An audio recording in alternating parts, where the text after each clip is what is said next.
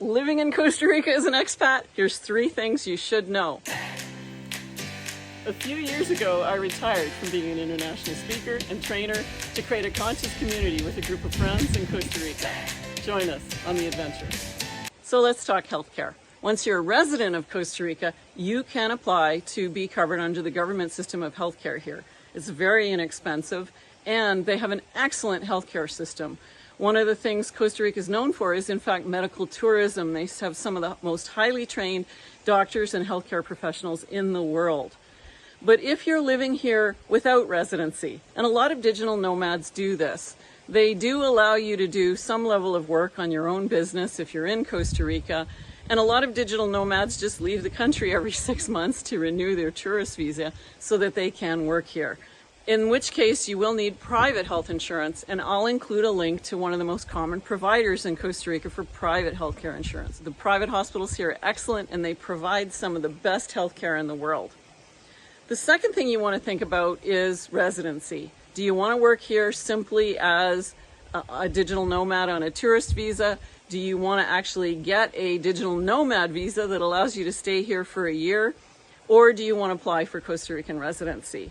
It's a bit of an involved process, but the answer to that question often depends on what country are you coming from, what's the tax treatment for you in that country. A lot of American expats here, because they're going to be taxed in America no matter what they do, simply choose to live here on tourist visas, and you are allowed to do a certain amount of work running your business remotely, provided your business is centered elsewhere.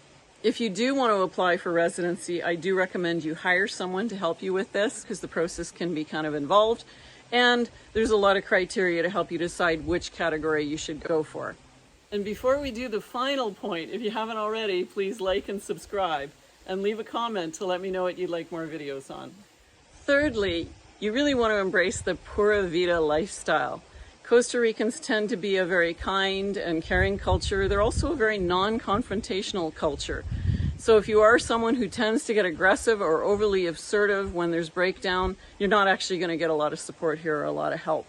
Costa Ricans value kindness, they value patience. When you bring those attributes to any breakdown or confrontation, you're actually going to get supported a lot faster. The other thing to understand about Costa Rica is they are coming up to first world standards fairly rapidly, but because of the economy here, they are further behind than North America or European countries in the development of roads or banking systems or things like that.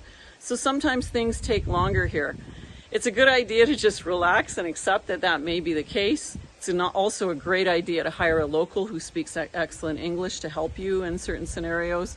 And you'll find that things go a lot smoother for you when you just accept that not everything is up to the standards you may be used to as an expat. Also, because some of the roads here are prone to traffic jams, it is not uncommon for people to be late to meetings or late to social engagements. Costa Rican culture tends to be fairly accepting of that, so it's a good idea to just bring your patience in full force and accept that this is a different way of life, but it's a pretty incredible way of life. One of the most Pura Vida things you can do in Costa Rica, and I highly recommend that you get into this habit, is make sure you check out the farmers markets on Fridays or Saturdays. These are all old style farmers markets where you can just get a load of fresh produce and fresh vegetables that was probably picked that day, or eggs that were hatched within a few days ago. It really just contributes to your overall health and well-being. So surrender to Pura Vida, because Costa Rica is so worth it.